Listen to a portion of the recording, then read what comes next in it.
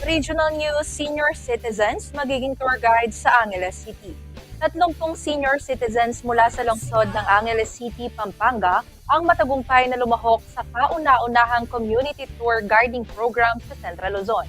Magkatuwang itong inilunsad ng National Commission of Senior Citizens, Department of Tourism at Angeles City Local Government. Layunin ng programang ito na bigyan ng tamang kaalaman at kasanayan ang mga nakatatanda upang maging tour guide sa kanilang lugar.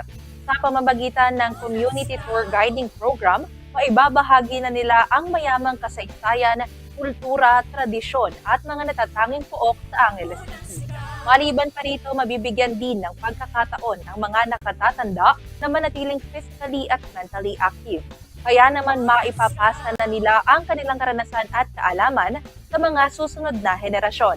Sa makatuwid, makatutulong din sila sa pagsusulong ng lokal na turismo bilang mga tunay na tagapag-ingat ng kasaysayan. Patunay ang programang ito na hindi lamang mga simpleng benepisyaryo ang mga senior citizens, kundi mga kasama sa pagpapayaman ng kultura at turismo ng lungsod.